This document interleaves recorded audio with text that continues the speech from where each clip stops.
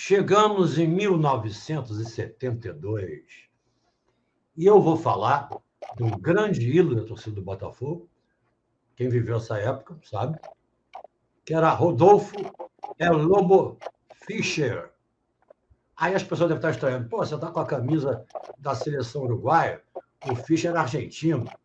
Sim, mas a camisa eu trouxe especialmente não só para homenagear o monte que o Edu falou, assim como mais alguém vai falar de um uruguai aqui, entendeu? O mais impressionante do Fischer, na verdade, eu vou até ter que fazer uma colinha daqui a pouco, foi a chegada dele, o drama da chegada dele. Os jornais, dia 26 de abril de 72, anunciaram a contratação do Fischer pelo Botafogo. Tá? 26 de abril. 2 dias depois, o Botafogo foi buscar o Fischer na Argentina. E ele volta no dia seguinte, um sábado, 29 de abril, e é apresentado aos jogadores. Mas precisa ir para a Argentina para resolver alguns negócios particulares e tal e coisa. E vai na segunda-feira, 1º de maio, volta para a Argentina. Bom, era para ele voltar logo, mas 4 dias depois, o Fischer telegrafou dizendo que pode chegar hoje, junto com o tesoureiro do São Lourenço de Almagro, foi daí que veio o Fischer, né, como o Nahal falou, as tabelinhas Botafogo e São Lourenço, delas fazem parte o Basso e o Fischer. E o Fischer vinha com o tesoureiro para o Rio para receber a fortuna, na época, de 900 mil cruzeiros que o Botafogo pagou pelo Fischer. Para se ter uma ideia, neste mesmo ano, o Botafogo vendeu o Paulo César do Flamengo por 2 milhões, por aí. Bom, então, olha só, vai chegar o Fischer com o tesoureiro. Não chegou.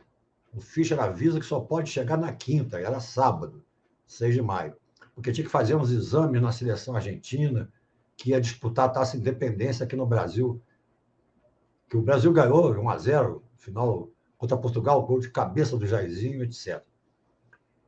Bom, e aí, dia 12 de maio só, não na quinta, foi na sexta-feira, o Fischer chega e assina o contrato com o Botafogo. E aí só depende da autorização da Associação de Futebol Argentina, a AFA, né? Para que ele possa registrar o contrato dele na CBD, etc. e tal. Mas o contrato está assinado. Aí, no dia de uma semana depois, quase, a Federação Argentina fala que só o Fischer só pode ser utilizado pelo Botafogo depois que acabar a participação da Argentina na Taça Independência, que começava para eles dia 11 de junho. Né? O Brasil começou depois, porque já começou na fase final. E aí não deu licença para o Fischer jogar. O Fischer foi lá treinando, tal e coisa. Pá. A Argentina perdeu o terceiro lugar para a Iugoslávia, perdeu de 4-2, a disputa do terceiro lugar. E isso no dia 9 de julho. Bom, tranquilo, 9 de julho. Agora veio o Fischer. Ele marca para chegar no dia 13 de julho. E não chega. Não chega. Bom, aí tinha que resolver problemas lá, não sei o que tal. Mas no dia 19 de julho, está marcado, vai pousar aqui. O voo atrasa. Em vez de chegar às 2h30 da tarde, chega às 7h10 da noite. E aí foi até um amigo do Fischer, foi ao aeroporto, e salta os passageiros, cadê o Fischer? Nada de Fischer. O Botafogo já está começando a ficar irritado. Aí no dia seguinte, manda um ultimato para o São Lourenço. Aí no dia 21 de julho, na sexta-feira, o São Lourenço informou que houve problemas na regularização do passaporte do Fischer. Pô, como é que eu não sei? Como é que ele tinha vindo antes, voltou e não voltou para cá? Bom, coisas do Botafogo, né? Bom, mas aí, o Fischer, queria falar duas coisas sobre o Fischer. O Fischer era centroavante titular da seleção argentina. Foi realmente uma grande contratação do Botafogo. Em 72, ele tinha feito 11 gols em 11 jogos no Campeonato Metropolitano de Buenos Aires, né? E vinha o que vinha embalado.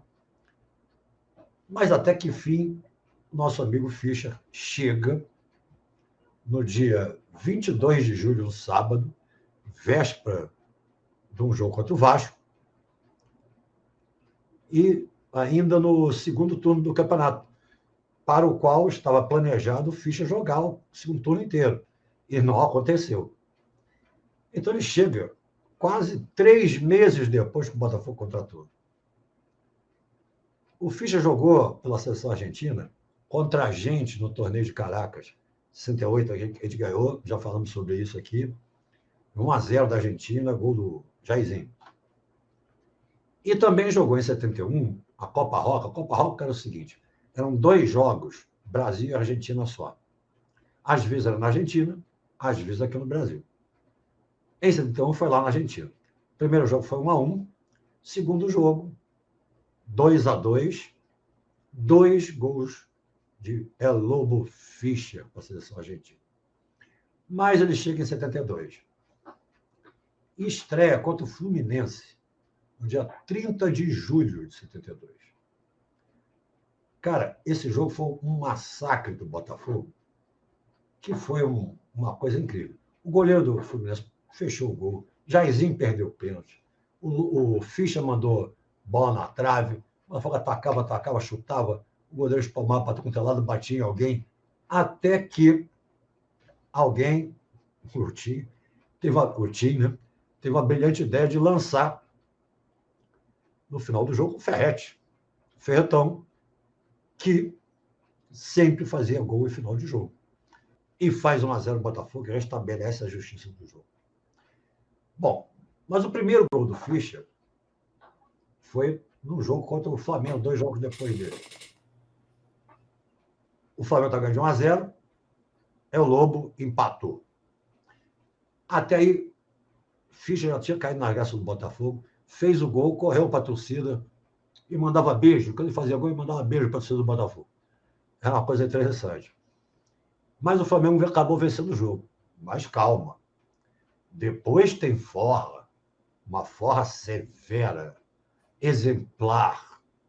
Porque o Fischer, em 72 mesmo, fez vários gols importantes pelo Botafogo.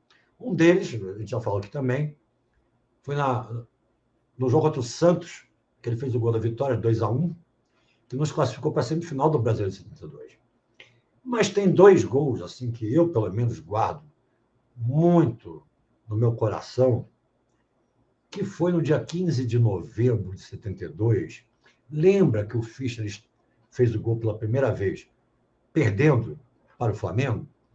Pois é. Neste jogo do qual estou falando, ele fez 2 contra o Flamengo. 2. E foi 6. Os 6-0. E não se incomodem com essa ênfase que eu dou ao placar, mas você sabe que nós, botafoguenses todos, gostamos de vocês, né? Jairzinho vai tentar a finta, passa muito bem pelo primeiro quietinho, passou pelo Lima, largou para Saquinha, invadiu perigosamente a carga Fischer, bateu de primeira, gol!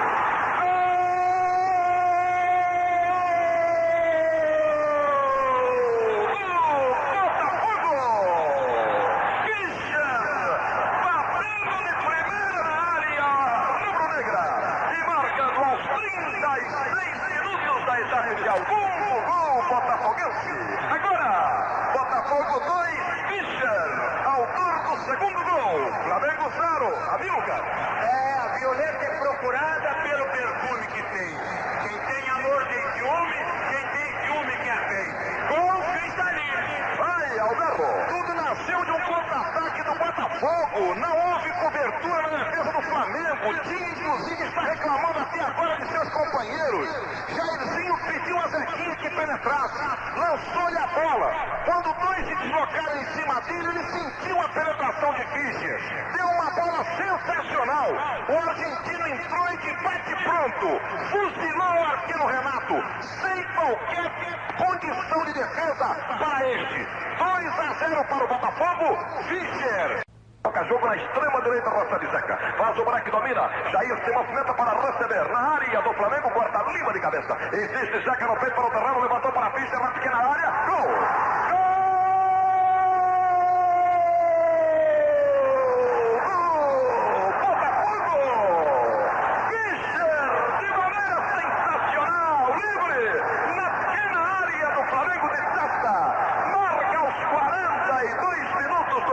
O terceiro gol do Botafogo, Amilcar.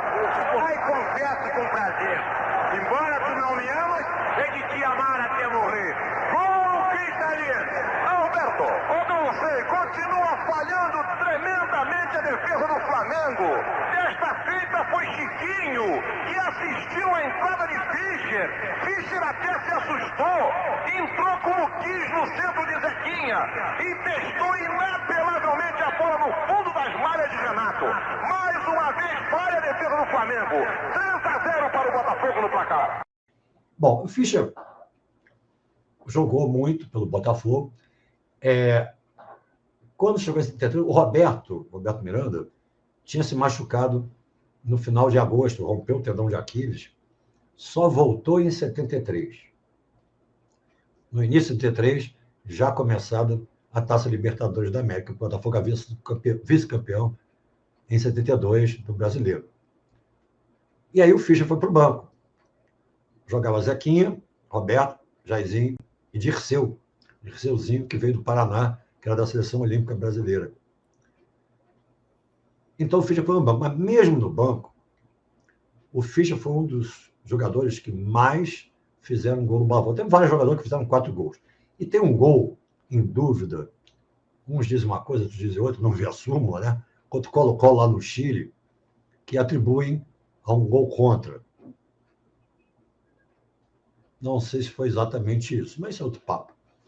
A verdade é que o Fischer, em 73, fez gols novamente importantes pelo Botafogo. Em 74, em 75, o Botafogo ganhou o segundo turno, a Taça Rio, uma coisa parecida, do Campeonato Carioca, que o levou para as finais, né? Bom, eram 3 times na final, no Carioca. E o Fischer danou-se a fazer gol. Bem, para o último gol do Fischer pelo Botafogo foi no iniciozinho de 76. Um amistoso lá em Juiz de Fora. Foi 4-0 o Botafogo contra uma espécie de seleção de Juiz de Fora, e o Fischer fez um gol. Porque daí, ele, em 76 mesmo, no início, ele foi para o Vitória da Bahia. Jogou um ano, mais ou menos, lá até o final do ano. Depois voltou ao São Lourenço, jogou mais 2 anos lá. E depois do São Lourenço, jogou nos times menores, Once Caldas, da Colômbia, 2 times pequenos da Argentina, até encerrar a carreira. Então, eu queria externar aqui minha saudade muito grande de Lobo Fischer, que faleceu em 2020, lutando, como ele sempre lutou em campo, contra o câncer. Mas, Lobo, você está aqui no meu coração. Não, eu acho que toda a torcida do Botafogo. Pode crer. Ídolo, ídolo, ídolo.